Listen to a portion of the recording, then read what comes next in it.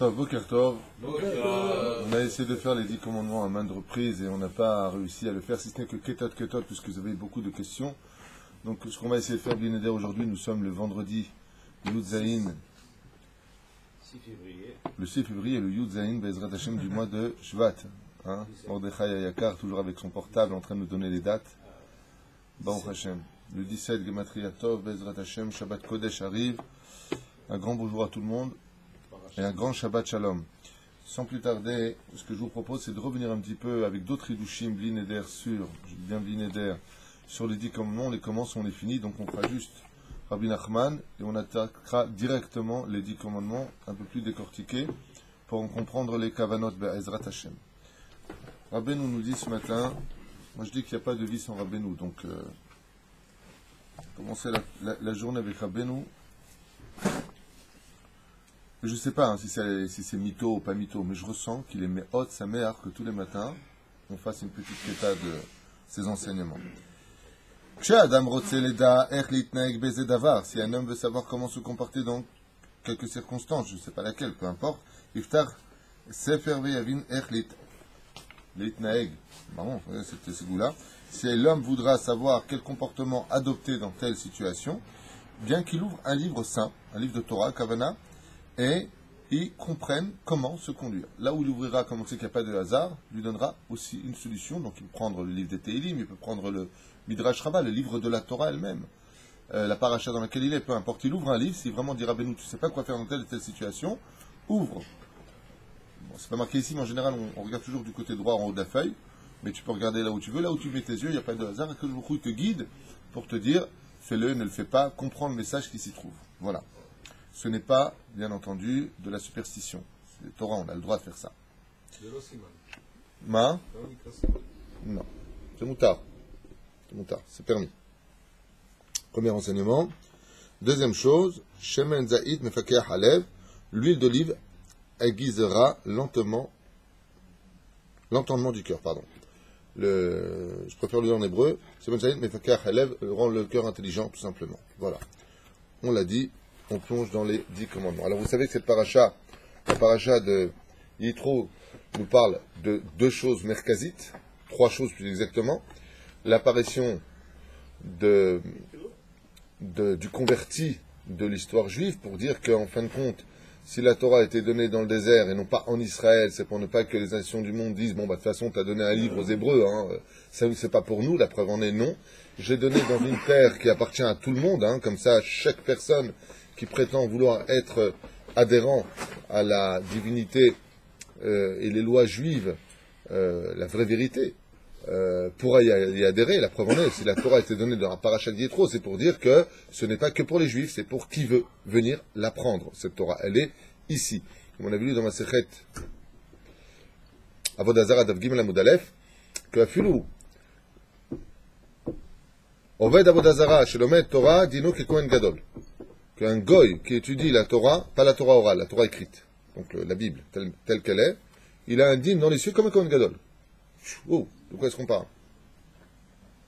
Lachem B'siyata Dishmaya, ça c'est pour la Torah, mais c'est une parenthèse, c'est marqué au fil où Shifra Kenaanit Shechaya Be'eret Israël, donc Tubot Yud Kuf Yud Aleph là-bas, il y a marqué au fil une Shifra Kenaanit, une non-juive Kenaanite, qui vit en Israël et Shachel Konal Maba, parce qu'elle a le choix de vivre en Israël. Alors la Torah d'un côté, Kohen Gadol de l'autre côté, Eretz Israël, waouh! Pour vous dire la Gdusha, le cadeau que Dieu nous a fait, de nous avoir donné ces 2 choses indissociables qui sont la Torah et Eretz Israël. Juste comme ça, une parenthèse que j'avais envie de sortir. Donc juste cette Torah qui nous a été donnée, les 10 commandements, sont des commandements qui soulèvent toutes les autres mitzvot de la Torah, on l'expliquait hier avant-hier. Donc sans plus tarder, nous reprenons le premier des commandements, on va essayer de les finir aujourd'hui, sauf kol sauf, Bezrat Hashem. On verra si Shabbat on rajoutera d'autres Hidushim ensemble. À propos de Anochi, Hashem et Lokecha, je suis l'Éternel ton Dieu, Aser Otseticha Meret Mitzraim, Mibet Abadim, qui était sorti de la maison de l'esclavage, Loye Lecha Elokim, Harim Alpanai. Alors ici il explique comme ça que ça vient Levatel Bitul Ta'anat Umot Haolam. Pourquoi est-ce qu'on a besoin de nous dire que je suis l'Éternel ton Dieu qui t'ai fait sortir du pays d'Égypte? En quoi, Behemet, cette phrase viendrait-elle réveiller chez nous des chidushim, des nouveautés? Bien parce que la Emouna des nations du monde croient tous en un créateur du monde. Tout le monde croit en Dieu.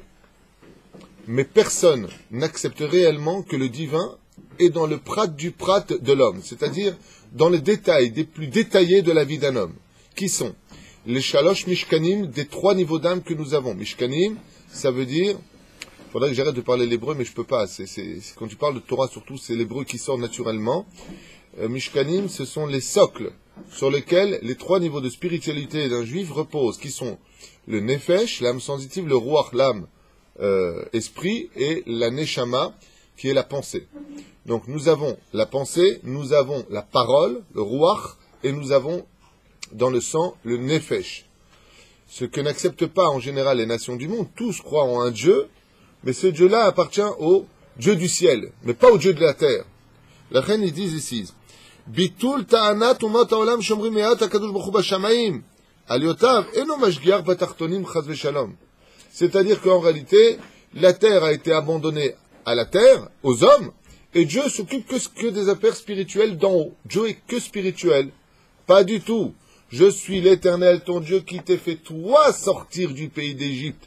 Je me suis occupé de toi et j'ai ouvert la mer en 12 ponts pour toi et je t'ai fait passer dans le désert et je suis là jusque dans un grain de gris que tu devras vérifier à Pessah. Une miette de pain qui est sous ton lit, tu iras la chercher. Quoi, t'es même là-bas? Oui.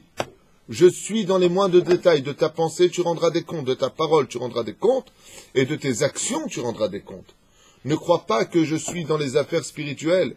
Je suis d'Avka dans le millimètre près de le monde de la matérialité. Et comme on peut le constater dans les 4 halakim du Shulchan Aruch, que le plus épais pratiquement, c'est Choshen Mishpat. Tout ce qui touche à tes affaires personnelles. On a vu que Akadosh Baruch Hu lui-même dit que Yom Kippourim fait la capara des fautes entre l'homme et son créateur, mais pas entre l'homme et l'homme. C'est pour ça que la paracha qui suivra, Mishpatim. Pourquoi Mishpatim entre l'homme et son prochain? Donc Mashma, il te dit, je suis l'Éternel ton Dieu qui t'ai fait toi sortir du pays d'Égypte. Et pourquoi les autres ne sont pas sortis? 80% sont morts en Égypte. Parce qu'ils ne méritaient pas de sortir. Mashma Mikan, que Dieu, même pour sortir quelqu'un de la galoute, il vérifie quelles sont ses actions. Qu'est-ce qu'il attend de lui? Et surtout qu'il ne le juge jamais. Comme vous le savez tous, je le dis de mon cœur pour qu'il rentre dans votre cœur.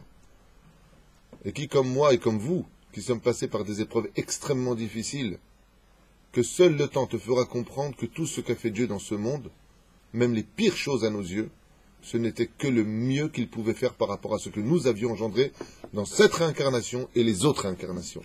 Si tu n'as pas la réponse des autres réincarnations, tu ne peux pas. Et c'est ce qu'il dit. Anochi Hashem Elokecha. Je suis l'Éternel, ton Dieu à toi, dans les moindres détails de ta vie, et pas un Dieu philosophique comme on pourrait l'imaginer. Bon, je vais dans tel temple, je fais un signe de croix, ou je porte un cierge, ou je vais dans tel endroit, et là-bas je suis religieux. Quand je sors, je ne suis pas religieux. Et là, comme nous l'enseigne la 17e Mishnah du premier chapitre de Masechet Avot, Lo Amidrash Haikar, ce n'est pas ton étude dans ton temple qui importe, mais ce que tu en feras à l'extérieur de tes murs. Et c'est ça le Anochi Hashem Elokecha. Est-ce que tu es ce que tu vis? Est-ce que tu es ce que tu dis? Est-ce que tu es ce que tu penses? Toro Kevaro. Ishechad Belevechad. On était un homme avec un cœur. Ma Perouchadavar, ce que tu voyais à l'extérieur, c'était ce qu'il y avait à l'intérieur. Akadosh Baruch Hu se trouve dans les deux mondes. La reine aime aussi Ezem Tsaï, les filles d'Atam. Et donc, qu'est-ce que font les gens? De façon générale, il explique que les nations du monde adhèrent à Dieu de façon idéologique et philosophique. Bien sûr que je crois en Dieu, alors pourquoi tu tues l'autre? Alors pourquoi tu voles l'autre? Alors pourquoi tu fais tout cela? Vient ce commandement qui est à la base de tout et qui dit Anochi Hashem Elokecha. Et c'est pour ça qu'Hachem il dit Ani velo malach, ani velo saraf, ani velo shaliach, ani Hashem. À Pesach on dit c'est pas un ange, c'est pas un intermédiaire, c'est pas un seraphim, c'est moi-même. Et pourquoi tu as besoin de me dire c'est toi-même? On sait bien que c'est toi. Perouch Hadavar, c'est moi dans le monde dans lequel toi tu vis. C'est le chidouche. Je suis dans ta vie à toi. Ne crois pas que je suis que dans la synagogue. Je suis quand tu marches avec toi. Je te sauve de tous les événements qui sont autour de toi. Je te sors de ton Égypte, qui veut dire dans tes Metzarim, dans les limites de ta vie, tous les jours, je suis avec toi. On avance. Et Dieu n'a besoin de personne par rapport à cela. Il est lui-même le garant et le gardien de chacun de nous. Comme c'est marqué, Damrou Chazal, Et la preuve que nous en avons, c'est que nous sommes sortis de l'Égypte avant le temps des 400 ans prescrits par la Torah dans la paracha de Lech Lecha. Ou mishum sheim ayu shoim od rega echad b'Mitzrayim, car si on était resté une seule seconde de plus en Égypte, on se serait plongé dans le 49e degré d'impureté. Et là, bien entendu, on n'aurait pas pu s'en sortir, on n'aurait jamais pu sortir de l'Égypte. Et Dieu nous répond, Anochi Hashem l'Okach Sotira, Meretz Israël, Kodem Azman. Je suis éternel ton Dieu qui t'est sorti du pays d'Égypte. C'est bien que tu nous as sortis, mais non! C'est pas ce que je veux dire, je suis pas en train de vous dire que je vous ai simplement sorti. Première explication. Et là, avant le temps, c'est-à-dire combien je fais attention à vous, de ne pas vous voir vous enfoncer dans l'impureté, dans la Toum'a. Car si on arrive au 50e palier d'impureté, on aura déjà créé en soi un autre Dieu. Ensuite, il y a marqué, tu n'auras pas d'autre Dieu sur ma face devant moi. Ma perusha davar, Omer Kacha ici. Dans la Psikhta, il y a marqué là-bas, Panim befanim diber Hashem imachem. Étant donné qu'il y a marqué à propos de Moshe Rabbeinu, que Moshe Rabbeinu l'a parlé avec Hashem, panim el panim, face à face. Il y a marqué, tu n'auras pas d'autre Dieu sur ma face. Maintenant, on a un problème. Ma perusha davar, c'est que dans le Kodesh HaKodashim, il y avait ce qu'on appelle le Haron Haedut. Dans le Saint des Saints, dans le Bet Amikdash, il y avait le Haron Haedut, c'est-à-dire l'arche, merci, l'arche d'alliance. Ouais. Et qu'est-ce qu'il y avait là-bas? Des chérubins. C'est quoi des chérubins, si je devais le traduire en français? Des statues. C'est des statues. Enfin, si tu veux, mais oui, on peut le traduire comme ça. Il y en a qui disent c'est Yaakov et Rachel. On avait parlé dans Parashat Teruma. Aval. Perouche Adavar, c'est des statues. Ne viens pas maintenant que tu as vu ce que moi j'ai fait, panim el panim, al panay. Ne viens pas refaire ça ailleurs. Par exemple, à la Halakha Maaseh. Est-ce que j'aurais le droit, si j'avais la possibilité de le faire, de reproduire dans la synagogue la même menorah que le Beth Amikdash? C'est strictement interdit. Où est-ce que tu apprends de ce commandement? Lo yelecha elokim al panay, mashe ani natati. Ce que moi j'ai donné là-bas, c'est d'avoir chat pe'ami. C'est uniquement là-bas pour des choses qui dépassent l'entendement humain. Je ne veux pas qu'on ait des statues. Alors pourquoi c'est des statues qui te représentent? C'est pas normal. Lo al panay, ne viens pas, toi maintenant, sur ce biais-là, représenter ce que moi j'ai donné. Par exemple, est-ce qu'on a le droit de mettre des lions sur une parochette? C'est une grande marloquette, réponse finale. Non. Faut enlever, quand vous savez, les rideaux qu'on a dans les synagogues, on met des lions. Pourquoi tu te prosternes devant des figurines de lions? Vous savez, dans les rideaux, il y a le Sefer Torah et deux lions de chaque côté. Le Rav Ovadia, il est posé que l'otov la saute d'avoir casé. C'est pas bien de faire ça. Pourquoi? Il dit, l'otishtahave, hazvesham la vodazara, il y a des gens qui vénèrent les animaux. Et donc, quand tu te prosternes devant ce genre de rideaux, il faut arrêter de les faire. La majeure partie des synagogues ont enlevé ça. C'était des minagim d'avant de faire ça, malheureusement. Même si on voulait représenter le roi qui est la royauté, on ne le faisait pas. Pourquoi? Parce qu'il n'y a pas de dessin. Parce que le Beth Amikdash nous a donné les pains de préposition, les pigeons. Il y avait des yonotes qui étaient dessinés sur la parochette. Vous savez, de chaque côté. Alors je vois, là-bas, il y a bien des pigeons. Non! Là-bas, c'est unique parce que ça appartient au monde du 8. Tandis que toi, tu vis dans le monde du 6 et du 7. Le 6, c'est la nature, le 7, c'est Shabbat. Le monde du 8, c'est le Beth Amikdash. Ce qu'il y a au Beth Amikdash, ne vient pas le reproduire en dehors du Beth Amikdash. Même les sacrifices en dehors de Jérusalem. En dehors du Beth Amikdash. Pourquoi? Lo Alpanaï, là où je suis moi, on peut le faire. La preuve en est, on peut allumer le feu le Shabbat? Non. Est-ce qu'on peut allumer le feu dans le Beth Amikdash Shabbat? Oui. Donc vous voyez bien que, pourquoi? C'est Shabbat, dans le Beth Amikdash. Tu allumes là-bas le feu pour le Korbanot. Perouch Adabar. Shabbat, Bayom HaShiva'i. Le Beth Amikdash, Bayom HaShmini. Ça appartient au 8. Tandis que le Shabbat, ça appartient au 7. Donc c'est un monde supérieur. Et Dieu, il a eu peur. Dieu n'a peur de rien. Mais je veux dire par là, ne viens pas toi faire des figurines me représentant, comme disant, voilà, Beth Amikdash, il y a bien des statues sur la caporette, sur le capot là-bas du Saint des Saints. Ne viens pas faire la même chose. Ne viens pas me représenter, ni en homme, ni en statue, même s'il y a marqué Hashem Ish Milchama. Dieu est un homme de guerre. Dieu est un homme, pas du tout. Il parle, comme le dit le Rambam, un langage d'enfant, tout comme un guerrier vaillant se battrait, ainsi Dieu se bat. Donc, Lo Yelecha Elokim Alpanay. Davar Acher, il dit ici, Panim Arben Yire Elahem, Lazé Omed, Lazé Yoshev. Pourquoi? Parce qu'il y a marqué, comme je vous l'ai dit, Dieu se tient debout, Dieu s'assoit, Dieu est dans la mer. Benigle Lahem Kebahour. Il y a marqué dans le Midrash qu'Akadosh Baruch Hu, il est apparu dans la mer comme un jeune homme. Besinaï Kezaken. Il y a marqué, il est apparu dans le Sinaï, quand Moshe s'est dévoilé à lui, comme un personnage vieux. Donc là-bas, il est jeune. Là-bas, c'est un homme de guerre. Là-bas, c'est un jeune. Il est debout. Dieu se tient. El Melech Yoshev al Kisei Rachamim. Dieu est assis sur une chaise. Il dit, lo yelecha elokim al panai. Non, non. Tout ça, c'est pour... Voilà, pourquoi c'est marqué? Pour définir des attributs divins. Dieu de justice, Dieu de bonté, Dieu de ceci, Dieu de cela. Mais c'est pas des figurines à représenter. Lo yelecha elokim al panai. Sha'al tit'e ba'avur panai. Shenir'ete lachem bepanim arbe.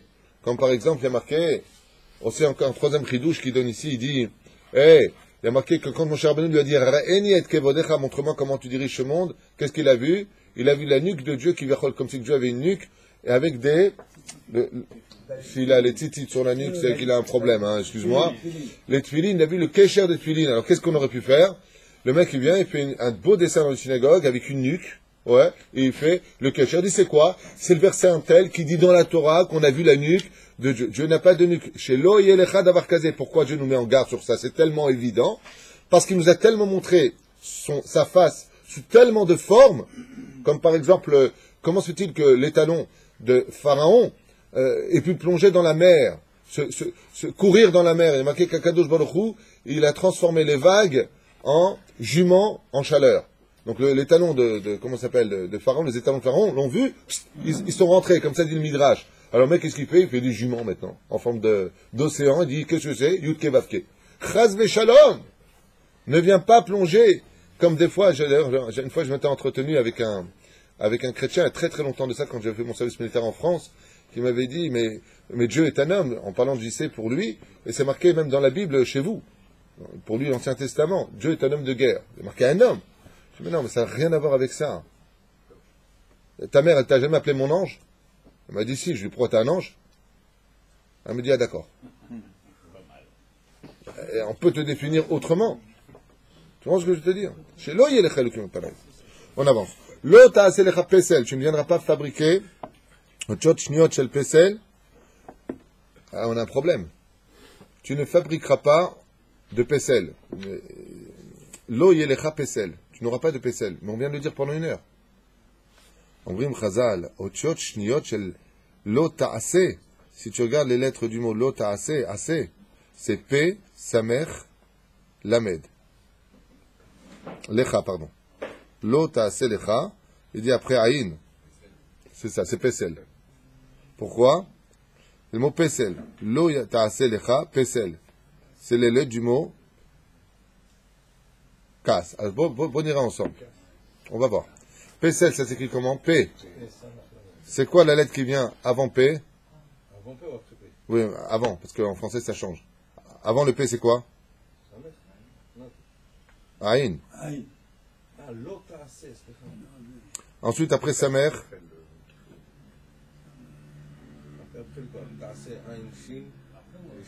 Aïn. Après sa mère. Allô, Aïn. Ici, il dit comme ça. Otchot shniot shel lo ta'ase lecha pesel. Si tu regardes bien, lo ta'ase, après Aïn, tu as le P. Après lecha, tu as le Lamed. Et pesel, sa mère, c'est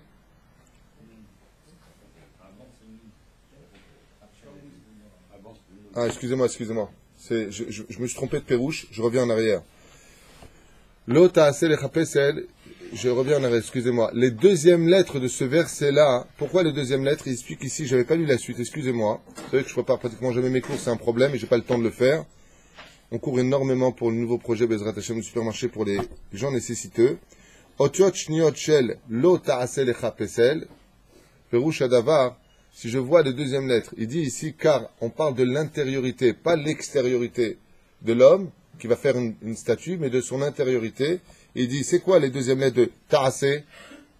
Deuxième lettre du mot ta'ase, taf, aïn. Deuxième lettre du mot lecha, kaf, il a fait. Deuxième lettre du mot pesel, sa mère. Non, ça fait quoi comme mot? Kaf, aïn, sa mère. Ka'as. Ça veut dire quoi? La colère. Ici, ils disent les sages, Akadosh Baruch Hu Ratza Lirmoz. Il a voulu montrer que tout celui qui se met en colère dans son intériorité, dans la deuxième lettre de sa personne, voilà, à l'extérieur, c'est ce qu'on a dit tout à l'heure, ne fait pas de figurine, ne fait pas de statue. Mais les deuxièmes mots du mot, lo ta'aselecha, regarde la deuxième lettre, on parle de ce qu'il y a de toi, en toi. Il y a un à l'extérieur, un à l'intérieur. Il te dit, c'est les lettres du mot ka'as. Que tout celui qui est koès dans ce monde, c'est comme si qu'il a fait une statue devant lui. Kol ha-koès ki ilu oved avodazara. Remez de machamrou bezoar ha-kadosh ha-koès ou be'atzmo avodazara. Car tout celui qui se met en colère lui-même, c'est un oved avodazara. Et c'est d'ailleurs là, je vous le dis une fois pour toutes, que ce soit clair, que quand on a des épreuves qui viennent chez nous, comme par exemple un imbécile qui te prend ta place de parking alors que tu es en train de faire marche arrière et il le voit. Si tout est dirigé par Dieu et qu'il n'y a pas de hasard, pose-toi la question au moment où tu dois t'énerver en disant mais il comprend rien celui-là, d'accord? Ou d'autres épreuves, comme quelle est la personne en général qui énerve le plus un homme? Il y a une personne toute particulière qui lui met en colère plus vite que tout le monde. Sa femme. Tout le monde a répondu. Ils sont nombreux ce matin, tout le monde dit sa femme. C'est la vérité. Il n'y a pas quelqu'un, et pour une femme c'est pareil. Il n'y a pas une personne qui énerve plus sa femme que son mari. Pourquoi? C'est ce qu'on appelle Nisayon Midi. Une épreuve constante. Et c'est quoi l'épreuve constante? C'est est-ce que tu es capable de voir ta femme, ou est-ce que tu es capable de voir ton mari, ou est-ce que tu es capable de voir que là tu as l'épreuve sur est-ce que tu vas te mettre en colère ou pas. Toutes les épreuves de l'homme sont basées sur l'intériorité de ce que tu ne vois pas à l'extérieur. Parce que l'extérieur du mot, l'otase, c'est taf, lamed, p. D'accord? Mais il te dit ça, c'est l'extérieur. Mais l'intérieur, c'est kaas. Toutes les épreuves qu'un homme passe dans ce monde, c'est pour voir s'il sera capable de se mettre en colère ou de contenir sa colère. Et quel nafkamina on a avec ça? Quel nafkamina nous avons avec ça? De la colère? Ouais. Non, je parle de l'épreuve elle-même.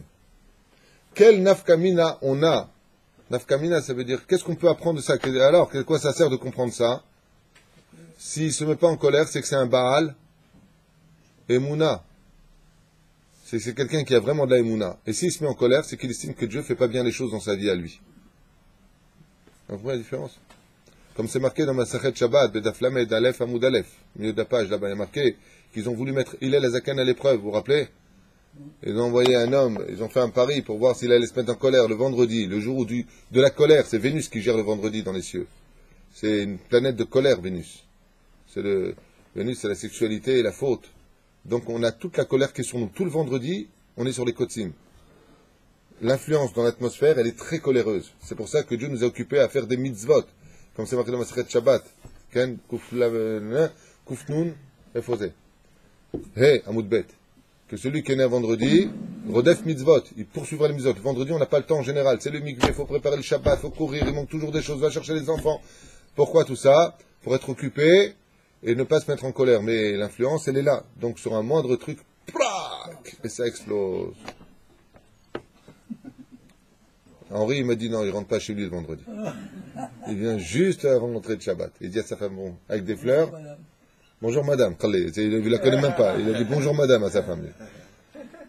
Toute la scène, bonjour chérie, le Shabbat il dit bonjour madame. Sauf, tu sais pourquoi je rigole? Parce que mon père, que Dieu repose son âme, quand il se fâchait contre quelqu'un, il appelait monsieur. C'est-à-dire, c'est son ami. Écoutez monsieur, on se connaît plus maintenant. Ça me rappelle. L'autre, ne viens pas, Chas v'Shalom, te mettre en colère. Asher b'shamayim mima'al. Et pourquoi tu as besoin de me dire dans les cieux, mima'al ou ba'aretz mitachat? Omrim chazal takshivu tov. האדם צריך תמיד לראות את עצמו בענייני רוחניות שחסר לו הרבה. Car un homme doit toujours se voir de façon moyenne et qu'il lui manque encore beaucoup de choses dans sa vie. ולהסתכל על הצדיקים והחסידים ולקנת בהם קנאת סופרים תרבה חוכמה. Et être jaloux des Talmidei Chachamim qui étudient la Torah, et de dire moi aussi j'aimerais être comme eux, c'est une jalousie qui est permise. Velomar Matay Agia Maaseh et Maaseh Avotai. Quand est-ce que viendront mes actions comme les actions de ceux de mes pères qui ont étudié la Torah? Ou Be'efer, Be'inane Gashmiut. Et par contre, quand on parle maintenant de monde matériel, que tu vois des gens qui sont très riches et qui réussissent dans la vie, Vechoule, Vechoule, Veilman, Minu Midat, Aïstapkut. Il dit, Dieu ne soit pas jaloux. Dieu n'est pas ouais, pourquoi il réussit, c'est pas moi. Surtout pas. Le Dans ce cas-là, regarde toujours celui qui fait encore moins que toi. Okay? Et apprends dans ton monde à toi de satisfaire du peu. Parce que ton tikkun à toi, c'est ce que veut Hachem pour l'instant. La roue tourne. De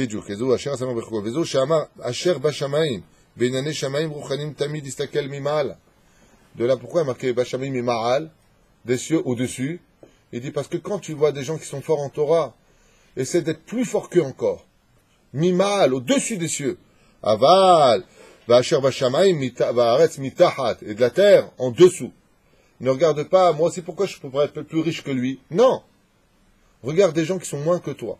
Et tu verras que si toi encore, tu es très pauvre, et que tu as encore un toit sur ta tête, peu importe comment il est sur ta tête, regarde dans la rue, et je vous dis la vérité, quand je vais en France, j'ai des fois le cœur mamache brisé. Quand je vois on appelle ça en français des clochards, je m'excuse pour le mot, mais qui vivent sous les métros comme ça, qui vivent sous des cartons, qui viennent te taper à la vitre de ta voiture pour te demander une pièce. Et nous, on est là, on dit oui, on dit non, peu importe, est-ce qu'on a le droit ou pas, c'est un sujet pour lui-même, mais on rentre chez nous, on est dans la voiture, on appuie sur l'ascenseur qui nous emmène à nos maisons, comme beaucoup de gens en France ou ailleurs. Aux États-Unis, je ne vous parle même pas des dégâts. Aux États-Unis, c'est caché, par contre. On ne se rend même pas compte quand on arrive chez soi qu'il y a un fauteuil pour poser son derrière, qu'il y a une table pour manger, qu'il y a un toit au-dessus de nous parce que s'il y a du vent, on est protégé. Mais le mec que tu as vu taper là-bas, il est toujours au même endroit, il se blottit dans sa crasse et il s'oublie dans son alcool. Il dit, Mazé Ba'aretz Mitachat, regarde en dessous de toi et comprends combien toi déjà tu es riche ici. Une fois, j'ai vu une bagarre de clochards en France. Ils se battaient pour la place. C'était une bouche de métro. Il y avait de la chaleur qui sortait. Et ils se battaient. L'autre, quand il est parti, il a dit « Ah, enfin !» On aurait dit qu'il avait gagné le loto. Et nous, on voit ça, et on ne vit pas le bonheur que Dieu nous a donné. Si Dieu nous met ça devant nous, vous savez ce que ça veut dire? Si vous voyez ça de vos propres yeux, le Zohar HaKadosh te dit, si tu arrives à entendre ou voir ce genre de choses, c'est que tu le mérites. Mais dans sa grande miséricorde, HaKadosh te protège. Vous saviez ça? La Chaim Omer Zohar HaKadosh, quand tu vois des événements dans les nations du monde, quand les nations du monde sont frappées, fais attention. Fais attention. Parce que Dieu, avant de frapper Israël, il frappe les nations du monde, Chas v'Shalom, que Dieu ne frappe jamais. Donc, quand tu vois qu'il frappe les nations du monde, quand par exemple tu vois en Inde des enfants qui à l'âge de 4 ans et demi, 5 ans fabriquent des briques comme en esclavage, et qu'on te les montre à la télévision, tu te rends compte, en Inde, ce que j'ai vu comme émission, des enfants de 5 ans qui fabriquent des... Mais tu te rends compte de la chance que tu as, toi, à parler tout le temps, de te plaindre. Si tu vas en vacances en Espagne ou en Grèce, tu sais pas où aller. Je parle pour les Juifs et pour les autres. Hein. Ah, c'est ce qu'il nous dit dans les 10 commandements. Dieu te dit dans ce monde, quand tu vois quelqu'un qui est grand en Torah, sois jaloux de lui. Ouais, j'aimerais bien être plus que toi encore. Mais quand tu vois quelqu'un qui est dans le monde matériel, regarde en dessous de toi-même. Mais tahat, en dessous. C'est là. Al-anashim ayot me'olaim. וגבוהים ממנו ועלות וכו' וכו'. לא תשתחווה להם ולא תעובדם כי אנוכי השם אלוקיך אל כנה פוקע עוון אבל בנים ועל בנים.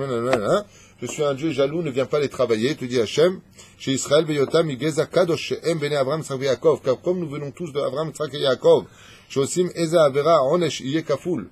Car les Juifs, quand ils font une faute, c'est considéré comme étant extrêmement grave. Et pourquoi? Parce qu'ils salissent premièrement leur âme, deuxièmement le nom de leur père, Avraham, Isaac et Yaakov. Pourquoi c'est si grave que cela? Parce qu'Abraham, Yitzhak et Yaakov sont les Bahir Shebaumot Haolam. Ce sont justement la guerre de Ishmaël et de Esav contre nous. C'est qu'eux, ils disent, moi je suis le fils d'Ishmaël, d'Abraham. Et Esav dit, moi je suis le fils de Yitzhak. Et Dieu leur répond, vous ne vous comportez pas comme des Juifs. Vous n'avez pas la conduite des Juifs, le cœur des Juifs, les midot des Juifs. Mais si un Juif se comporte comme un Ishmaël ou un Esav, il a fait une avéra pour lui, et il a fait aussi une avéra pour celui qui l'a représenté. Je vous donne un exemple. Un fils qui travaille dans la drogue, Chas v'Shalom, qui vend de la drogue, qui il a sali son nom seulement? Il a sali ce nom. Non, bonhomme qui n'est pas marié, peu importe. Il a famille, lui et toute sa famille, c'est ce qu'il dit ici. Il dit, regarde comme c'est grave, l'autre, fais attention, pourquoi, Rabim? Fais attention, Qu'Hachem, Kana, Dieu Akadosh Baruch Hu, il est jaloux ici. שמלמד עונש עוון עצמו עוד בא להיותם נענשים גם כן מה שיהיה להם לאחרי מעשה אבותיהם בידיהם, car ils ont fait tomber aussi l'image de leur père. והם לא עשו כן, ויהיה עונשם כפול. וזה שאומר לא תשחווה להם ולא תעובדם כי אנוכי השם אלוקיך, כאן הפרקה לעבוד הבנים ועלי בנים. Et donc pourquoi il parle ici maintenant de la faute des enfants? Pour dire que même la faute des enfants réveille la faute des parents. C'est-à-dire que quand tu fais une avéra, tu salis aussi le nom de ton père. D'où le respect des parents. Qu'est-ce que c'est le vrai respect des parents? C'est quand on dit « Waouh, qu'est-ce qu'il est bien cet homme !» Qui c'est ses parents?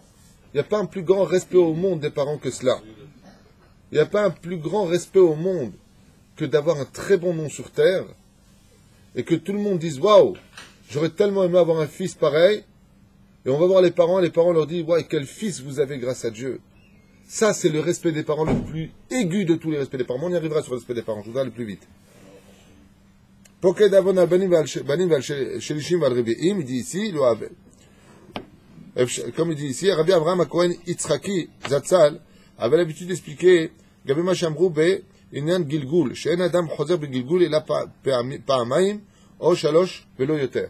Donc il y a des déotes qui disent qu'un homme revient de 2 fois à 3 fois jusqu'à 4 fois en Gilgul, ici il dit 3 fois, il y a d'autres déotes, je vous le dis, il y a d'autres opinions. Hen kol ele yif'al el amim shalosh im gavar. אולם זו דווקא לעם הארץ, אבל תמיד חכם הקדוש ברוך הוא עושה עמהם חסד עמהם חסד, שהוא גמטריה גלגול. יפה, איזה חידוש. Il dit pour les réchaïm, Dieu renvoie 2 à 3 fois, après il les extermine. Mais il dit pour les tzadikim, c'est marqué Ose chesed, il fait du chesed. Pas Peroucha d'avoir, il fait de la bonté. Et là il dit Gilgul, Gematria Chesed. Chesed, ça fait 72 en Gematria. Gilgul, on va voir ensemble, je vérifie. 3 plus 30, 33. Plus 9 de Gimel et Vav, 42. Plus Lamed, ça fait 72. C'est ce qu'il dit. Ma Peroucha d'Avar, avec les tzadikim, par contre, je ferai du Chesed, la Alafim. Il dit, mais les tzadikim, eux, ils les réincarnent 1000 fois s'il le faut. Chesed, Gematria, Gilgul. Et c'est Perouch a fait. Vous avez compris? Pourquoi? Parce qu'ils peuvent compléter. L'homme, il y a marqué, quelqu'un qui est venu en tant qu'israélite, il n'est pas venu Cohen, il n'est pas Lévi. D'accord? Il va accomplir toutes les mitzvot d'Israël. Mais il n'a pas encore accompli la mitzvah de Lévi. Il n'est pas rentré dans le couloir des Lévi'im. Il revient dans ce monde en tant que Lévi. Il n'a pas fini maintenant Cohen. Il va venir faire les mitzvot de Cohen. Il n'a pas fait maintenant les mitzvot reliés à la terre d'Eretz Israël parce qu'il a vécu en Galout. Il va revenir en Gilgul pour vivre sur la terre d'Eretz Israël et vivre la Shemitah avec nous. Il a pas, jusqu'à compléter les 613 mitzvot. C'est du Chesed ou pas? Chesed Gamour, c'est ce qui a marqué ici. Et il dit, Mazé, pourquoi il dit, Al-Banim, Al-Shilishim, Al-Ribiim, il te dit, c'est pas simplement au niveau du pshat de te dire que dans les générations futures, ils paieront aussi pour lui. Et là, il se réincarnera encore une fois et encore une fois, jusqu'à 3 fois. Mais le tzaddik, lui, il pourra se réincarner 1000 fois ou 2000 fois, comme il veut. Pourquoi? Jusqu'à compléter. Par exemple, il est né, il n'a pas étudié, il a étudié le pshat de la Torah. Et il reviendra étudier le remez de la Torah, les allusions de la Torah. C'est tout ce qu'il a fait toute sa vie. Il reviendra maintenant étudier le drage de la Torah. Mais le sod, il te manque le pardes, il faut que ton Gan Eden soit rempli de tout. Le pardes veut dire le champ, le verger, les vergers de ton jardin. Il te manque quoi? Le samer. Il dit à Kadosh Baruch Hu, je te renvoie maintenant étudier le sod de la Torah. Donc très vite jeune, il va étudier tout le chasse, les poskim, et d'un coup, à l'âge de 20 ans, le mec, il commence à étudier la Torah, la Kabbale. C'est tout ce qui lui manquait. Comme qui, par exemple, Rabbi Nachman de Breslev. Comme qui, par exemple, le Ria Kadosh. Ils sont tous morts jeunes, le Maharal de Prague. Ils ont fini, ils ont étudié le sod, hop, c'est fini, au revoir, ils repartent. Les Peroucha d'Ava. Mais ça, c'est donné à qui? Dans le monde de Assia, le monde d'en bas. On est dans quel commandement là? Dans les commandements, on est dans le 3e, je crois. Dans les 10 commandements. Elkana. Ouais. Attends 2 secondes. Il me semble qu'on est dans le 3e.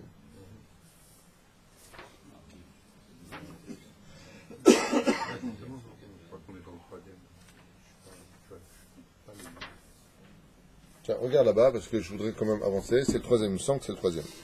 On avance. Le Shomrim Zota lo tisa et Shem Hashem Elokecha Lashav. On avance parce qu'il y a beaucoup de commentaires ici, je voudrais les passer pour finir. Tu ne prononceras pas le nom de l'Éternel, ton Dieu, en vain. Il dit ici, Beinan Mizvot Kegon Nishba Levatel Mizvat Aseh. Comme par exemple de jurer, d'annuler une Mizvat Aseh. Je te préviens, si c'est comme ça, je te jure que je ne mettrai pas les filines, il va dire. Ah bah tu peux pas jurer au nom de Dieu d'annuler une Mizvat Aseh. C'est comme un jour quelqu'un est venu me voir et m'a tué de rire. Il me dit, je voudrais faire Atarat Nedarim, annulation des vœux. Alors je lui ai dit, ok, c'est quoi? Il me dit, ouais, j'avais fait le Neder d'être Shomer Shabbat, et je peux pas. Je lui ai dit, tu veux que je t'annule ce vœu-là? Mais je lui ai dit, Baba, il n'y a pas d'annulation des vœux dans ce cas-là. T'es obligé, t'avais déjà juré dans le ventre de ta mère, et c'est une joie hamoura, ça ne se défait pas. T'as pas besoin de faire un Neder en disant, je jure d'être Shomer Shabbat. Tu dois être Shomer Shabbat. Tu l'as déjà fait ce Neder, t'as oublié, c'est tout. Oh la avor al lotissa shishvato i leshav velevatala. Comme par exemple jurer au nom de Dieu comme rien, comme l'a dit le Rav Yitzhak ce matin, j'ai beaucoup aimé ce qu'il a dit à propos du respect des parents. Il a dit sur la tête de ma mère, sur la tête de mon père, des gens ils jurent toute la journée. Il dit mais qu'est-ce que tu crois? Tu sais ce que ça veut dire quand tu jures sur la tête de tes parents? C'est dire que tu leur souhaites du mal. Parce que même si tu jures pour dire des vérités, c'est quel commandement? Shlishi, troisième. Car même si tu jures en disant des vérités sur la tête de ma mère, je te promets que je viens, ça s'appelle Joua Tchaf. Pourquoi tu as juré sur la tête de ta mère? Pourquoi ta mère, c'est ta copine? C'est un meuble dans ta vie? Echata nishba al rosham. Comment tu peux jurer sur la tête de tes enfants? Il y a des gens, ils jurent sur la tête de tes enfants. Vous savez ce que c'est jurer sur la tête de tes enfants? Sur la tête de mes gosses. Vous savez, celui qui dit ça, ce que ça veut dire? Écoutez bien ce que je vais vous dire. Celui qui veut écouter des bons conseils, écoutez bien maintenant ce que je vais vous dire. Celui qui jure sur la tête de ses enfants, c'est comme si qui dit à Dieu, tu peux me les prendre. Parce que même si ce que tu dis est vrai, tu viens de les condamner. On ne jure jamais. Lotissa et Tchem Lachav. Pourquoi tu as besoin de jurer? Jamais on jure. À l'époque, devant qui on jurait? Uniquement devant un beddin, quand on te disait, tu disais que tu étais là-bas, mets ta main sur Sefer Torah et jure. C'est extrêmement grave. Et si tu fais pas ça, Chas v'shalom, alors là, c'est pour ça que malheureusement, que Dieu nous pardonne, mais ceux qui n'ont pas beaucoup d'honnêteté dans leurs mains sont des gens que tu pourras voir jurer toute la journée sur la Torah. Et ils se donnent l'impression, en jurant sur la Torah, sur la Torah, sur la Torah, sur la Torah, sur la Torah, qu'ils sont, par le fait qu'ils disent le mot Torah dans leur bouche, les amis de Dieu. Alors qu'ils sachent qu'en faisant ce qu'ils font, en jurant comme ça de la sorte toute la journée, ce sont des gens qui se portent comme étant les ennemis de Dieu. Parce que si vraiment tu aimes Dieu et que tu te dis être son ami, Dieu te dit ne jure pas sur ma Torah. Ne jure pas du tout. Déjà accompli ce que tu dis, c'est déjà beaucoup. Vous avez déjà vu, excusez-moi, je vous pose une question bête, vous avez déjà vu un homme pieux jurer? Vous m'avez déjà entendu jurer? Moi je suis pas pieux, je suis rien du tout, je suis peut-être impieux, mais moi vous m'avez déjà entendu une fois dire sur la Torah, je te jure? Jamais. Pourquoi? Parce que si j'ai besoin de jurer pour que tu me crois, c'est qu'en général je suis un menteur. Adam. Les chayalim qui jurent au kotel, il est strictement interdit de jurer au kotel et de dire Ani Nishba. C'est pour ça que dans le Nachal Haredi, ils ne jurent pas. Non, tous les religieux qui veulent, ils disent Animatzir. C'est ce que j'allais dire maintenant. Animatzir, c'est je déclare. Celui qui veut faire comme il faut, il ne dit pas Ani Nishba. Avec le Tanakh, on le met ici. Par exemple, tous ceux qui ont dit Ani Nishba, rappelle, on le Gush Katif. Combien de soldats sont partis en prison parce qu'ils ont désobéi aux ordres? Mais en désobéissant aux ordres, ils ont bien fait pour moi de désobéir aux ordres, il n'y a pas de problème. De faire le travail de nos ennemis, de nous sortir nous-mêmes de l'endroit, il faut vraiment être stupide. Et ça, c'est Dieu qui se moque de nous. Si on met notre émouna dans l'armée d'Israël, c'est l'armée d'Israël qui te sort de ta propre maison. Dieu a de l'humour. Mais bon, on dit Animatzir, Perouche Adavar, Mazé Matzir, je déclare. Et cette déclaration, elle est suffisante. Parce que le soldat qui a désobéi à un ordre, l'ange de la joie, il se tient au-dessus de sa tête. Il dit, hey, t'avais juré d'être fidèle sans condition, sans réfléchir. Et maintenant, ta joie vient de tomber. Qu'est-ce qui provoque? Alors, allez nouvelo alechem, la mort de sa famille. Tout celui qui fait des nedarim, des jouot, et qui les tient pas, Kover et ishto ve'et banav katuv bagmara. Il vient de condamner des gens de sa propre famille. Alors le mieux c'est de dire, je déclare. Et comme il a dit mon fils, je déclare bli neder. Tiens chacham. Le jour où l'homme aura compris la valeur de la parole, que quand on donne sa parole à quelqu'un, quand on dit je vais m'occuper de ça, quand on dit je viendrai ce soir, quand on dit compte sur moi pour l'anniversaire, compte sur moi pour le mariage, tu l'as dit, on t'a compté, on a payé un plat pour toi dans le mariage, on t'a payé 350 shekels à Mana Habibi pour que tu viennes, et toi le petit matin, ouais tu sais la babysitter, elle n'a pas pu venir, t'as l'homme il te bayesh. Hein? Ah, s'il donne l'enveloppe après, il a fait une nehama. C'est la même chose. Sache que c'est ce que je fais en général. Quand je ne viens pas à un mariage parce que c'est mélangé, sauf que je fais souvent, ce sont des gens qui sont venus m'honorer à mes fêtes, je leur fais en général une enveloppe. Je dis écoute, je ne viendrai pas, mais par contre, non, d'abord je viens à la choupa ou je viens à la réception, très brièvement, je fais des photos avec lui pour Akarat Atov. Ce sont des gens que j'aime, vous le savez, hein, j'ai déjà fait avec, on a fait un mariage, je viens, je fais la photo, je mets une enveloppe, ce qui est tout à fait normal, qui vient du cœur, hein, et de mon stylo. Vezé ouzé. Aval ne pas venir alors que la personne est venue, Zélo y a fait. Des fois, même dans les familles, les gens se disputent, ils sont tous venus à ton mariage, à la bar mitzvah machin, tu disputes avec lui, ben j'y vais pas. Ah ben c'est cha, ta'alo beseder. Parce que quand il y a du monde dans une fête, le halen velo alechem. Moi, je suis parti marier un couple il y a 1 an et demi de cela. Ils attendaient 260 personnes. Il y avait 80 personnes au mariage. Je ne vous dis pas la douleur. Je ne vous dis pas la douleur du khatan et de la kala. Et dans la chambre avec le khatan, on était en train de remplir la ketouba. Hein. Il disait constamment à l'organisateur, ils sont arrivés les gens, il y a du monde. Et au lieu d'être reposé, il était avec son téléphone portable, il appelait, t'es où? Pourquoi tu viens pas? Mais non, mais tu m'avais dit que tu venais. Le pauvre. Quel kève c'est ça? Il compte sur toi. Tu lui as dit, Bazel Tov, t'inquiète pas, on va s'éclater. Kedat Moshe Israël, bien sûr. Tov, on ferme cette parenthèse. Voilà, dire je promets, c'est aussi une joie. Badaï. Badaï. Serrer la main, c'est une joie. Tu dis à l'autre, ok, c'est bon, serrer la main. J'ai vu une femme, un couple, devenir extrêmement riche par rapport à ça. Je vais raconter cette histoire. D'accord? Des gens pas spécialement supra-intelligents qui ont fait des hautes études supérieures dans ce sens-là. Mais tout ce qui touche, c'est de l'or. Pourquoi? Et un jour, je m'en suis rendu compte. Tout ce qu'elle dit, elle le fait en général. Et une fois, devant moi, ça s'est passé, qu'elle a fermé avec un câblan les travaux. Donc j'étais présent. Il lui a dit, je dis n'importe quoi comme somme, 90 000 shekels. À 2 heures de l'après-midi, un autre câblan qui vient, il lui propose mieux, garantie, 60 000 shekels. Je me rappelle qu'il y avait une différence de 20 000 shekels. Elle lui dit non, mais c'était pas la peine de venir, je vous avais appelé, vous répondez pas, j'ai déjà fermé avec quelqu'un. 70 000 shekels alors, puisque c'est 20. C'est un exemple. Et je me rappelle, je lui dis, mais ça va pas, non? Je te fais Atarat Nedarim tout de suite. Tu perds 20 000 shekels. Donne-la à une yeshiva. Elle m'a dit, hop. Je n'ai jamais de ma vie rapporté un mot en arrière. J'ai serré la main à ce monsieur, c'est fini. Ça m'apprendra à dire, je réfléchirai la prochaine fois. Je lui dis, maintenant j'ai eu ma réponse, pourquoi vous êtes si riche que ça? Quelqu'un qui est capable de perdre parce qu'il a donné sa parole, ça c'est un homme. Et s'il donne sa parole et qu'après il revient en arrière, c'est une girouette. Tu as donné ta parole, tu as donné ta parole. D'ailleurs, dans les supermarchés, vous avez remarqué, c'est comme ça quand tu achètes quelque chose. Des fois, sur un objet, il y a marqué un prix. Tu arrives à la caisse, c'est pas le même prix.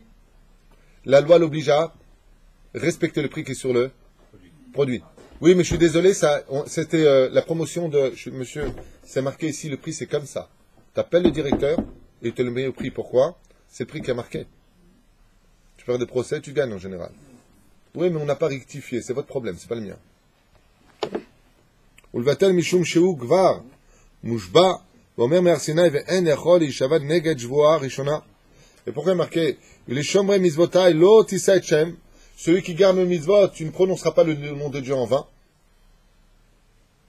Eze chidouche yafé, eze chidouche yafé, eze chidouche yafé. Vous savez ce qu'il est en train de nous dire ici? Extraordinaire ce livre. Il est en train de nous dire ici qu'au Har Sinaï, on a tous juré.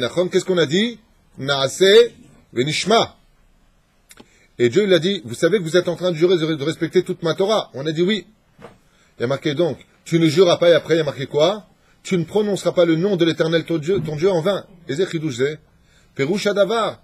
Maintenant que tu as juré au Har Sinaï, dans ton Gilgoul d'avant, pour toutes les générations, ne viens pas ne pas respecter la Torah. Ça voudrait dire quoi? Que quand tu as juré sur mon nom, tu l'avais prononcé au Har Sinaï en vain. C'est Perouche Adavar.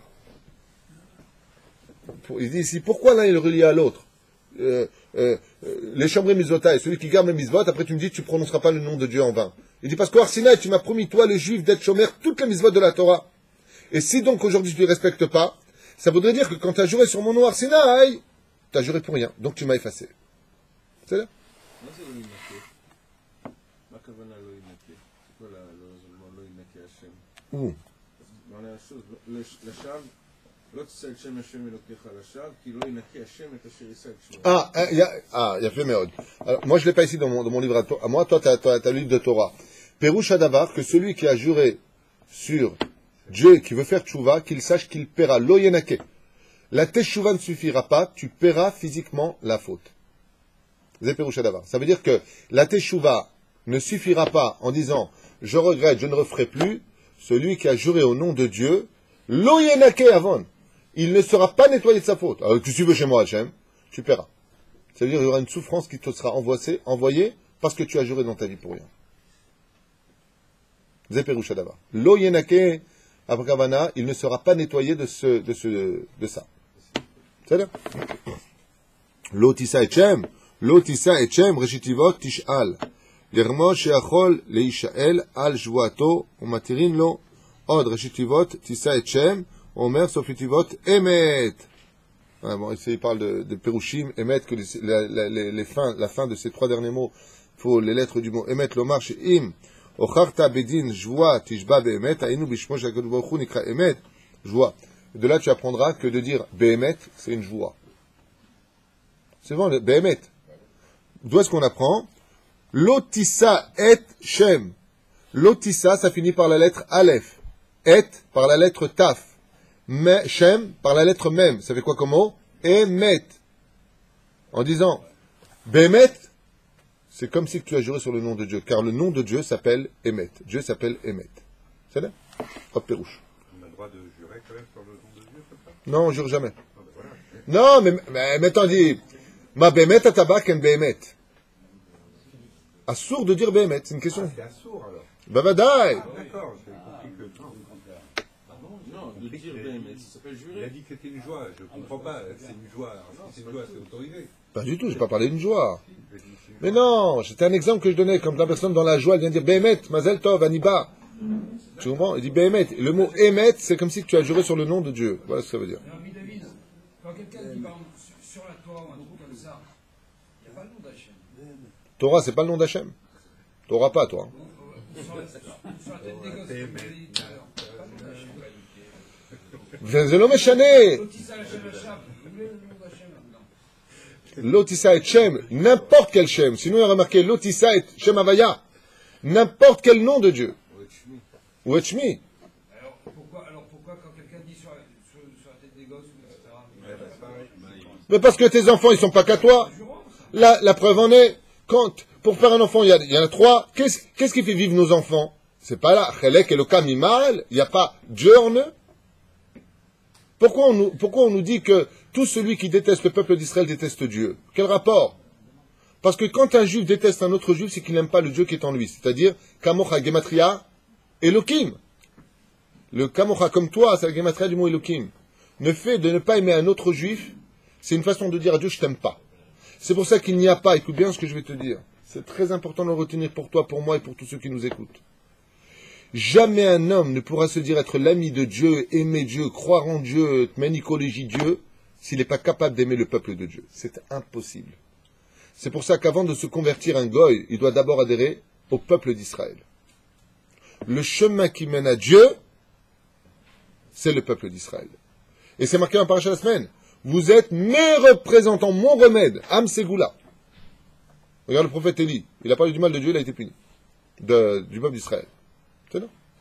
Tout celui qui dit du mal d'Israël finira par dire du mal de Dieu automatiquement. Je suis obligé. Zachor et Yom HaShabbat lekadesho.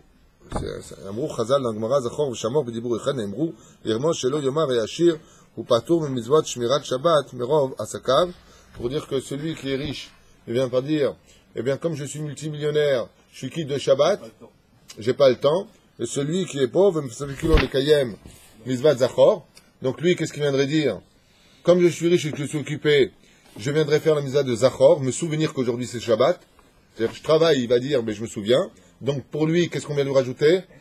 Shamor. Sois gardien de Shabbat. Exactement. Mizot assez, mizot otasé, t'as tout compris.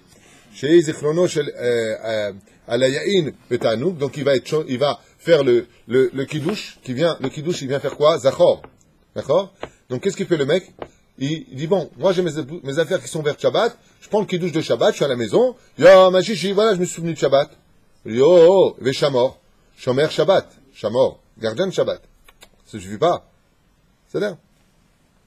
Et le pauvre, qu'est-ce qu'il va dire? Lui, il n'a pas de quoi acheter du vin, il n'a pas tout ça. Et que le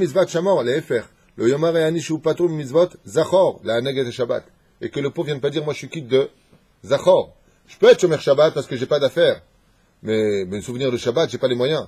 Il dit, non. Que tu sois riche ou que tu sois pauvre, tu dois être Shomer Shabbat dans les deux sens. Et faire ton kiddush, et être Shomer Shabbat.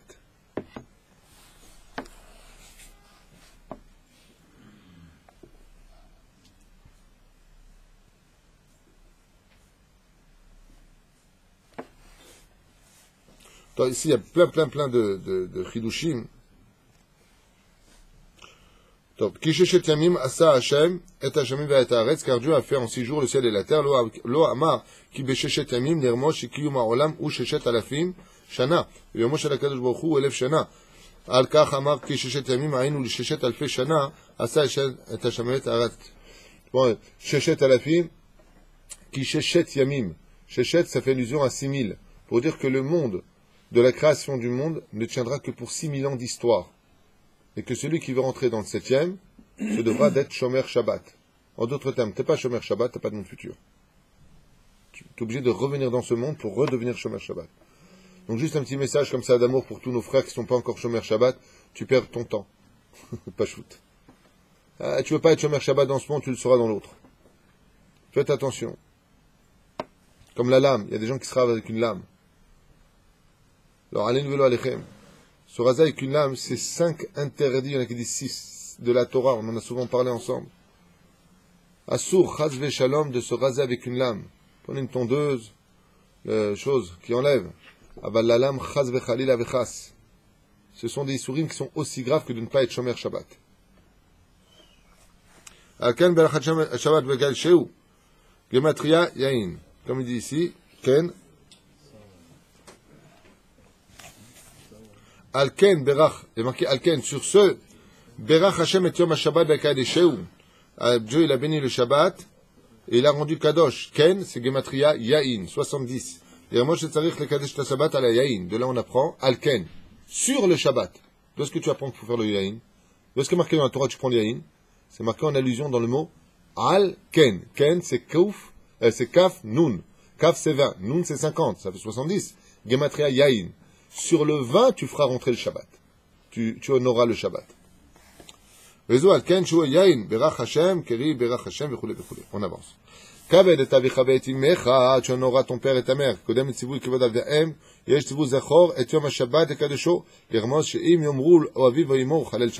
Et pourquoi Dafka s'est mis juste en dessous du Shabbat? Parce qu'on sait que le respect des parents est une mitzvah extrêmement importante qui apporte tout à l'homme. La longévité, la parnassa, comment dire, la santé. Un homme peut tout avoir comme Dama Benitina, qu'on a vu dans ma Masechet Kiddushin. Okay? Combien il est important de honorer son père et sa mère. Alors pourquoi tu me dis ça juste après le Shabbat? Il dit, parce que si ton père, il te dit, viens les Chalel Shabbat, il dit, oh, qui t'a dit de respecter ton père? C'est moi, Hachem. N'est-ce pas moi, qui le roi des rois t'a dit d'être Shomer Shabbat? C'est-à-dire que le respect des parents marche tant que les parents ne vont pas à l'encontre de la halacha. Mais si les parents vont à l'encontre de la halacha, alors dans ce cas-là, on n'écoute pas ses parents. Comme par exemple la halacha a fixé, pour vous parler un petit peu de l'importance d'Eretz Israël, que si le fils ou la fille, elle veut monter en Israël, bon, la fille, c'est encore un autre sujet. Aval, si le fils veut monter en Israël et que les parents ne veulent pas, il n'y a pas de respect des parents. On monte. On n'est pas tenu de les écouter. Si on veut se marier avec telle personne, bien entendu juive, et les parents, ils veulent pas, comme Rachel Bat Kalba Savoua, la femme de Rabbi Akiva, on n'est pas tenu d'écouter ses parents. On n'est pas obligé, ça veut dire que c'est pas une avéra. Les parents ne peuvent pas dire, c'est ça, t'as le religieux, la religieuse, hein, c'est toi, tu as disant que tu parles de Dieu toute la journée, t'étais ilim, t'écoutes pas ton père et ta mère, et marqué honore ton père et ta mère.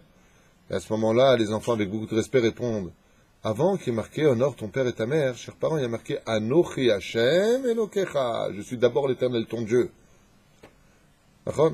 Comme une fois, miskin, il y a quelqu'un, son père, il lui a dit, donne-moi la télécommande de la télévision pendant Shabbat Kodesh. C'était difficile. Il lui a dit, le religieux, donne-moi la télécommande juste à côté de toi. Qu'est-ce que vous auriez fait, vous? Non, tu dis non comme ça, c'est un manque de respect. En général, ouais, surtout quand ça a affaire à un Tunisien très coléreux. Perouche Adavar, la personne a répondu, demande-moi ce que tu veux, je vais te le chercher. Mais ça, je n'ai pas le droit de te le donner. Il s'en est sorti vivant. Velo Ishmo Bekolam. על דרך חזרו חז"ל בגמרא במסכת יבמות ו' עמוד א' מניין שאם אמר לו אביו יטמע או שאמר לו תחזיר אבדה יכול ישמע לו. De ce qu'on apprend ça, Talmud lomar ish imo ve'aviv tira'u ve'et shabbatotai tishmoru kulchem chayavim birvodi. Parce que tes parents sont aussi tenus de me respecter, tout comme toi tu es tenu de me respecter. Et si tes parents ne me respectent pas, donc tu n'es plus tenu de les respecter. Vous avez compris ce que ça veut dire? Pas de façon générale.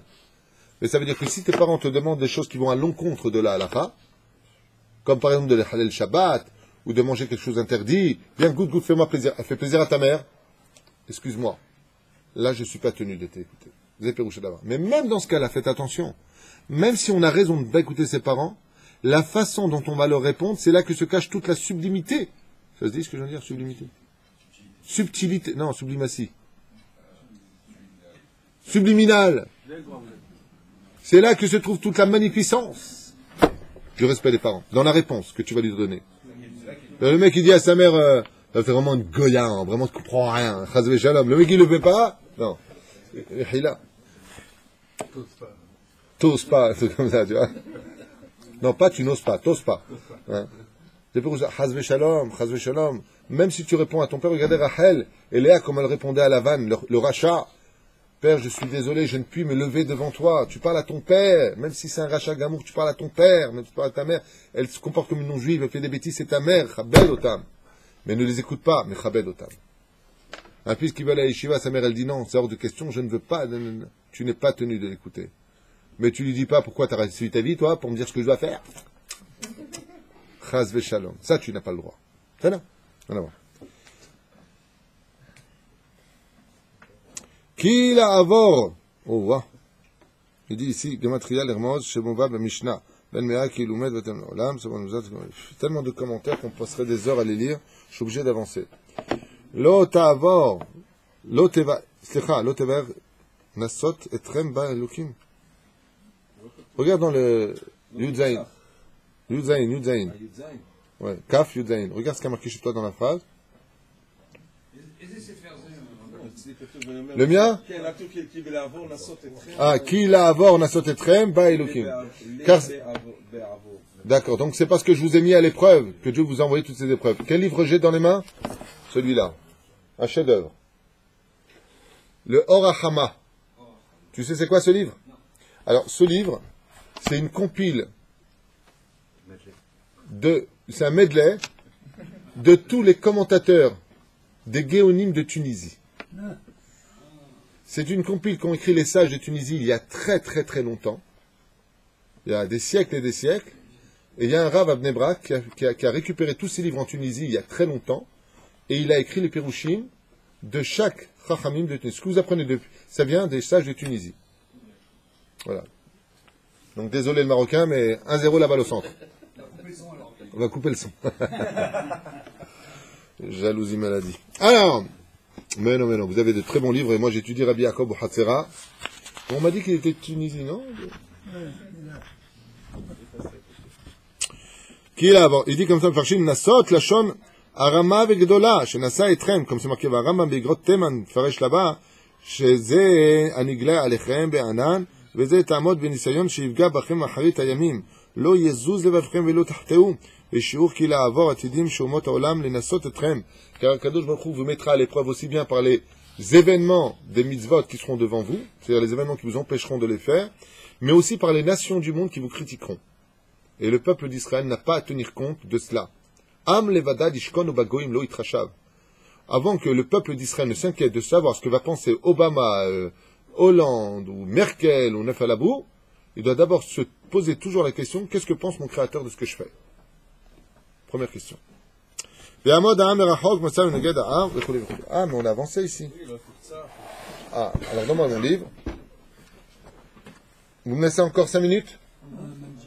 Même 10. Alors ici, il n'a pas plongé dans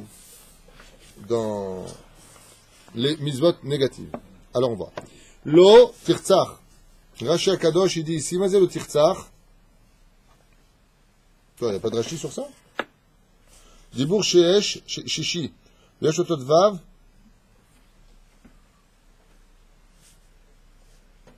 Ah, ça fait meod. Faut voir, je vérifie. 1, 2, 3, 4, 5, 6. Il fait. Le Baal HaTurim nous dit, mais lo tirtzach.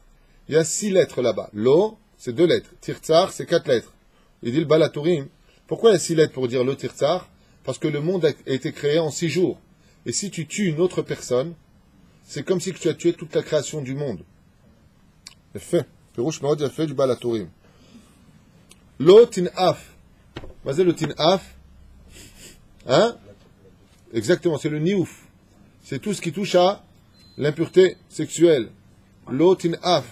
Tout celui qui regarde des films interdits, des femmes sur la plage, des choses qui sont impures aux yeux, donc des nudités, faites très attention à vos yeux parce que toute la Gdusha d'Israël, c'est les yeux d'Israël. Si vos yeux regardent la nudité des femmes, vous pouvez être certain que vous avez rempli votre âme de Marash Chora. Je répète ce que je viens de dire, c'est tellement important. Il arrive des fois qu'un homme, ça va pas en lui. Et il ne sait pas pourquoi ça va pas en lui. Il y a un médicament très simple. Surveille tes yeux. Pas shoot. Car quand tu regardes l'otinaf, oui, alors il y en a qui disent comme ça, Nachon. Ben, tu sais pourquoi c'est le nez? Alors ça c'est le deuxième pérouge que je voulais donner, mais pas que ça. Celui qui regarde les femmes en général finira par devenir coléreux. Vechara af Hashem. Quelqu'un qui regarde la pornographie, si je peux me permettre l'expression, tu peux être certain que la colère est en train de grandir en lui tôt ou tard. Parce que la nudité des femmes mène à 2 catastrophes dans l'homme. Il impose de la tristesse sans qu'il comprenne pourquoi, même s'il a tout sur terre. Il peut avoir la plus belle maison du monde, la plus belle femme du monde. Les enfants, il a de l'argent, il a tout ce qu'il faut, il a la santé. Il n'ira pas bien. S'il a la maladie des femmes, il voit une femme, il ne sait plus où il habite, tu peux être certain que cet homme-là sera toujours triste. Toujours à la recherche de quelque chose d'autre. Parce que son âme est entachée. Et en réalité, c'est quoi cette tristesse? C'est que son âme veut se débarrasser de cette clipa, de cette écorce qui est sur lui. Et donc, ça crée ce qu'on appelle dans la Kabbale Marash Chora, une espèce de substance amère et noire, comme ça, qui ne comprend pas pourquoi, alors que tout va bien. Hein? Ken, c'est pas dans ce sens-là que c'est dit. C'est une amertume au fond de lui. C'est un peu la même chose au niveau de l'explication. Et la deuxième chose, l'otin af ne vient pas sentir les parfums des femmes. Ça veut dire que quand tu sens le parfum d'une femme, tu fais aussi un sourd de la Torah. Donc, l'otin af altavo, la reach bosem, okay? Ne vient pas sentir le parfum. D'ailleurs, vous le savez. Qu'est-ce que font les femmes avec le parfum? Quand elles veulent plaire à leur mari, elles mettent du parfum. D'accord? Quand tu viens et tu rentres dans l'ascenseur, tu rentres. Hein? Alvaya. C'est un problème. Alors tu fais comme moi. Tu ne sens pas. Quand tu passes à côté d'une femme, tu ne sens pas. Bon, une fois, ça m'est arrivé. J'ai dit une fois que j'ai fauté. Je suis en train de parler avec une femme, je vais changer de parfum parce que ça sentait une odeur insupportable. Mais il y a d'autres femmes, par contre, elles mettent du parfum, elles peuvent le mettre une fois dans la semaine, ça suffit. Style opium. Ou, tu sais, des trucs que tu sais qu'elle est passée il y a 2 heures, il y a 3 heures. Ça te laisse une odeur comme ça, terrible. Pour ça, Patchouli, ça sent très bon. Tout le monde peut en mettre. Moi, personnellement, j'adore le patchouli. Aval. Machiyotse misé, ça sent fort, mais ça sent bon. Moi, je mets du patchouli à la maison en général. Baruch Hashem, ça donne une bonne odeur à la maison. C'est vraiment très agréable. Quoi qu'il advienne, Bisilata d'Ishmaïa, comment dire, la femme doit pas mettre, l'homme, il doit pas mettre un parfum qui sent très fort. C'est assourd. Parce qu'il y en a qui disent que c'est Maaseh Nashim, c'est un peu comme les femmes. Mais le parfum, tu mets. Mais pas, on te sent à des kilomètres. La femme, par contre, elle doit faire attention de ne pas avoir un parfum trop fort non plus. Parce que si elle met du parfum, c'est pour son mari qui est Karon. Et pour se sentir bien elle-même, c'est sûr. Mais pas au point que de loin, tu sens bon. Elle est passée. Elle est pas... Lo tignov. Tu ne prendras pas un juif, tu ne le vendras pas. Zepirusha Davar. Lo tignov. Tu ne vendras pas ton frère juif en esclavage comme ont fait les frères. Quand ils ont volé, quand ils ont pris Yosef et qu'ils l'ont vendu aux Ishmaélim, ils ont fait un issour de la Torah qui s'appelle Lo tignov. C'est lui voler son temps, son âme, sa descendance. C'est-à-dire, Lo tane berecha et shaker. Tu ne viendras pas faire de faux témoignages contre ton prochain. Fais très attention à cela. Quand tu parles d'une autre personne, de ne jamais venir faire de faux témoignages. Mais si c'est des vrais, tout comme c'est une mitzvah de ne pas faire de faux témoignages sur son prochain, tout comme c'est une mitzvah, si tu sais quelque chose, selon le Beddin, de venir témoigner pour donner clarté et vérité au problème. Donc, il faut remarquer, Lo, ta'ane, berecha, et shaker, tu ne viens pas témoigner contre ton prochain, en mal, pour te dire que si c'est en bien, c'est moutard. Vadaï. Non, Malchin, non, c'est encore un autre problème. Non. Moutard en édouce, pas en position. Arabe. Ici, pour l'otinaf, Rashi ramène, tu ne dois pas désirer l'avoir convoité la femme de ton prochain. Et là, on en était dans... Ouais. Ici, il n'y a pas de commentaire de Rashi. Non, mais on avance. Lot Ahmod bet re'echa. Tu ne convoiteras pas la maison de ton prochain. Bamedvarim amurim, sha'adam lo yasim aynara, et ne viens pas convoiter ou désirer la maison de ton prochain. La jalousie est considérée comme étant extrêmement grave. Tu ne convoiteras pas ni ne désireras pas la maison de ton prochain. Parce que si tu le fais, en deux mots, je vous donne un pérouche rapide parce qu'il faut avancer, c'est que tu considères que Dieu fait mal les choses. Pourquoi? Moi j'ai ça et lui il a ça. Tu n'es pas dans les comptes d'Hachem. Et tu ne convoiteras pas. Juste un instant. C'est marrant qu'ils n'ont pas commenté ces commandements-là. Non. Ni Rashi, ni Barthéno, ni le Balatourim. Top. Mais c'est d'un mot. Tu ne convoiteras pas la femme de ton prochain, ce qu'on a dit. Que ce soit sa voiture, ses affaires, tout ce qui est à lui, Chaz Veshalom, ne le convoite pas. Alors je vous donne une halakha par exemple. Je sors mon stylo, l'autre il me dit oh là là il est vachement beau tout ça, j'aimerais bien comme ça. Faut pas qu'il me le prenne. S'il le prend, hein? Jamais t'achèteras les miens, je les achète dans un endroit où personne ne va. Mais mais par exemple, tu dis oh là là c'est bien, ça aussi je voudrais bien moi. Et l'autre il te le donne. Si c'est en toute amitié, ça peut le faire. Ah ben, il y en a qui disent que même en amitié, ça ne le fait pas. Pourquoi? Il dit parce que tu as convoité ce qu'il avait. C'est là, il a fait. C'est là. Souvent, dans les couples, beaucoup de gens commettent cette erreur alors que ce n'est pas l'intention. Par exemple, ils parlent avec leur femme. Ils disent, ben, tu vois, par exemple, ta sœur. Eh ben, elle avec son mari, elle... Qu'est-ce que tu parles de sa sœur maintenant? Tu n'as pas épousé sa sœur, tu as épousé elle. Elle telle qu'elle est, elle. Qu'est-ce que tu vas faire des comparaisons? Fais très attention à cela. Qu'est-ce qu'il y a? C'est un problème. Ah ouais? T'aurais voulu pousser la sœur. Lo tahmod shedrecha. Tu ne convoiteras pas la femme de ton prochain. Je vous dis quelque chose dans la jalousie. Faites très attention. Vous savez ce que ça veut dire, lo tahmod? Imaginez qu'un homme va chez son voisin et il voit sa femme. Et avec ses yeux, il la désire. Il a fait l'issur de la Torah. Il n'a pas touché, il lui a pas parlé, il n'a fait aucune faute. Waouh! Tu viens de faire l'issur de la Torah. L'otahmod, il n'y a pas marqué tu prends pas. L'otahmod. Hein? C'est ce qu'on vient de dire. L'otahmod, c'est tu ne le convoiteras pas. Convoiter. Si je pense à une avéra, je ne pas, c'est pas comme une avéra. D'accord? Je pense que je vais aller voler, mais je n'ai pas volé, c'est pas volé. C'est pour ça que dans ce cas-là, on te dit, Il y a fait Meod. Alors lui, il dit quelque chose qui est marqué dans 3 Tosafot dans la Gemara. Il y a fait Meod que la pensée, l'homme itztaref le maaseh. Dans ce cas-là, pourquoi marquer le tahmod? Sauf ça. C'est l'exception dans les 10 commandements. Le fait de convoiter la femme d'un autre, c'est déjà faire la vera. C'est pour ça que la Torah a besoin de nous dire, hey, ça par contre, c'est un cas exceptionnel. Sauf la Vodazara. C'est pas convoiter, ça veut dire, le Torah te dit, ben, tu vois, tu peux penser, mais pas convoiter, parce que tu peux pas t'arrêter de penser, donc tu convoites pas. Il y a plusieurs éléments qui demanderaient un shiur pour cela. Le fait de convoiter la maison, la femme, les affaires, ou le mari, c'est dans les deux sens que je dis, Ken.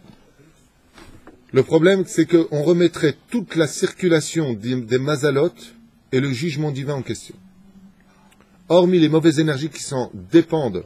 C'est-à-dire que, lo aleinu velo alechem, que Dieu nous protège de cela, mais si on était réellement conscient des dégâts spirituels de l'otachmod, les gens arrêteraient immédiatement. Sachez-le. C'est le crime le plus fréquent, le numéro 1. Réellement. Mais après, ça vient réel. Je ne comprends pas, ça veut dire quoi convoiter réellement? On ne convoite pas philosophie. Comme la Torah le dit, parce que dans la tête. Faut voir, si je peux me permettre, on avait étudié dans ma Sechet Avot, au 2e chapitre là-bas, tu te rappelles Rabbi Lazar Kappa. La plus belle vertu qu'on trouve chez un homme, c'est l'eftov, un bon cœur. Et un bon cœur, c'est celui qui est toujours content pour l'autre. Regardez nos grands-mères. Jamais on a vu en général une grand-mère faire l'otachmod pour ses petits-enfants ou ses enfants. Toujours, il y a des mères qui sont très jalouses de leurs filles. Il y en a même des mères qui se prennent pour des gamines. Elles vont en boîte avec leurs filles.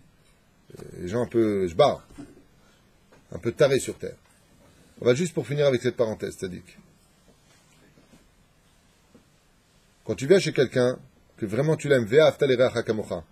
Il a épousé une belle femme, Baruch Hashem, que Dieu te rajoute, que Dieu te donne.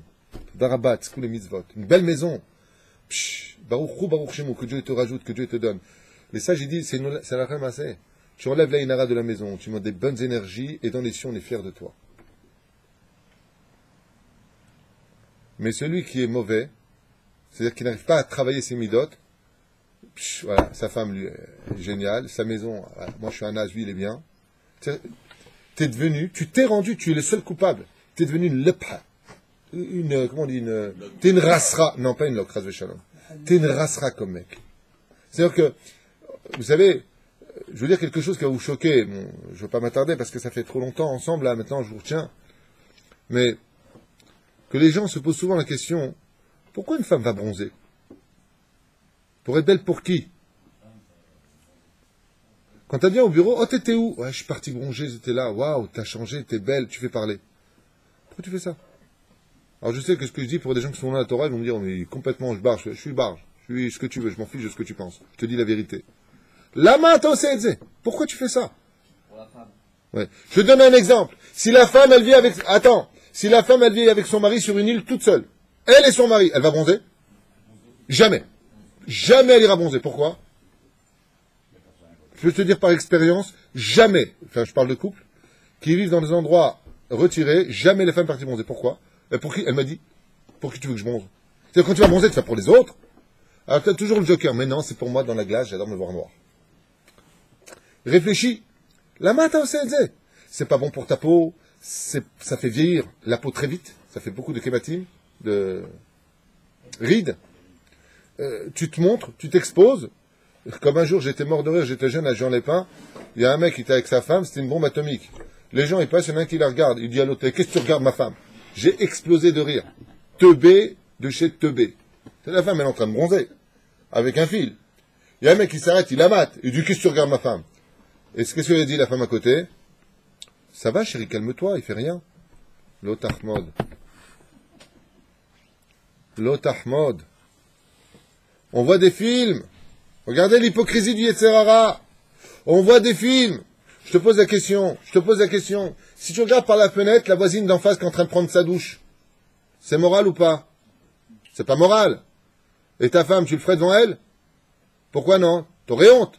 Tu peux me dire comment se peut-il qu'à travers une vitre qui s'appelle la télévision, l'âme et la femme sont en train de regarder une actrice mariée, mère d'enfant en train de se doucher? Là c'est moral, là c'est pas moral. Bravo Yetzer Hara. Nous avons Baruch Hashem, un Yetzer Hara unique au monde, qui nous a donné des directives dans la morale et l'immoralité, tandis que dans la Torah, lo tachmod. Kol tov. Shabbat shalom. אז אנחנו